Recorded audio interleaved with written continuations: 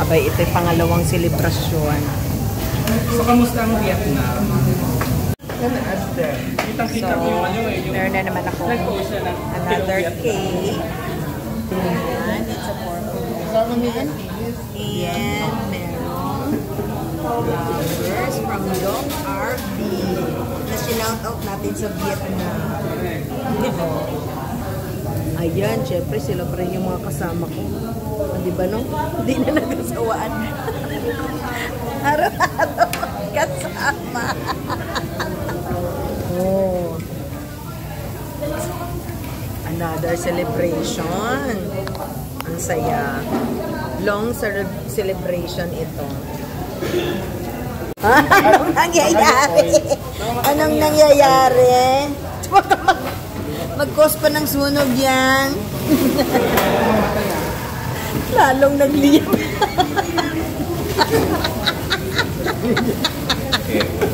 Ay, Neo. Ah, yung pala. Yung pala. Thank you. Baka mo last birthday na tayo nito, G. Mayari tayo dito, G. Last birthday tayo. Gusto lang naman namin maging masaya at kumain. Salamat. Yan. Kuya, tayo na kumainigyan sa akin dahil sa apoy na yun. Oo. Takbo na lang talaga tayo pag may nangyari.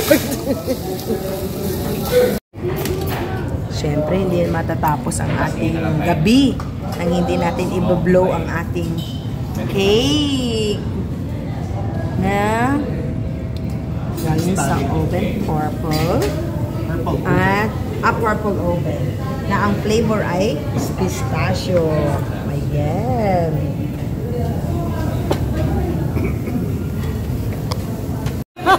Hindi, nakaharap sa kanya. Yan. Ha? Nakaharap sa kanya. Nakaharap na. Kuya na lang. Ikaw na lang, friend. Okay. Wait lang. Happy birthday to you.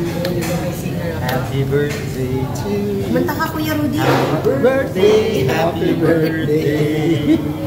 Happy birthday to you. Wish.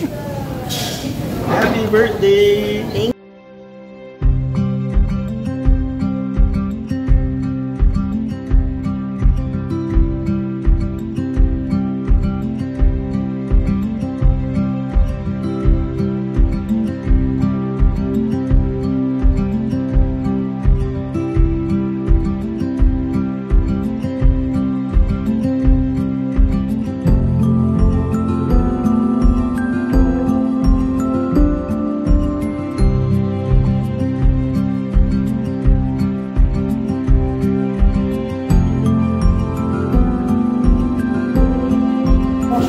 Medyo mainit.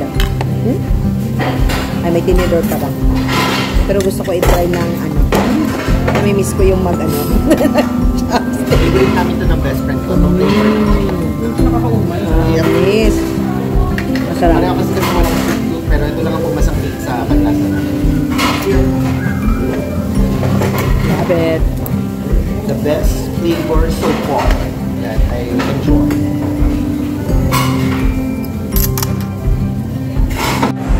Ayan ang aking another birthday celebration dito sa Uptown kasama ng mga kaibigan ko. Ayan.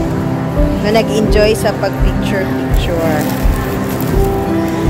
At syempre, salamat sa aking friendship na si Doc RB Halyera na nagbigay ng bulaklak sa akin ngayong birthday ko. Thank you, Doc RB.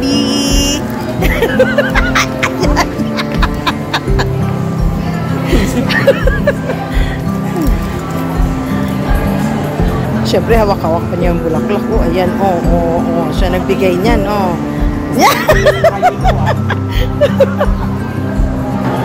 shoutout ulit kay, Doc RB Halyera.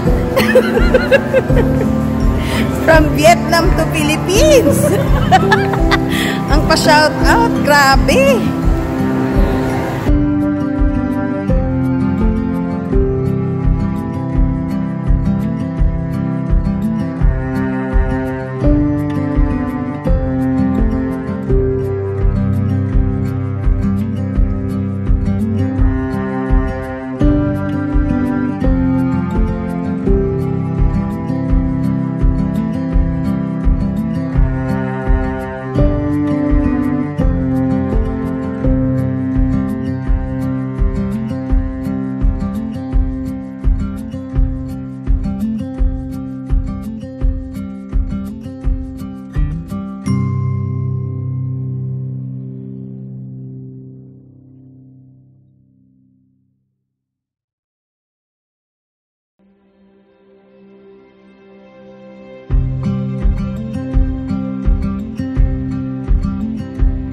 Siyempre, hindi ko rin makakalimutang pasalamatan ang dalawa kong mababait na kaibigan na si Frenny Bernie and Frenny Jerome. Silang dalawa ang nag-organize ng pa-birthday celebration na ito. Ito'y pa-surprise birthday celebration nila sa akin.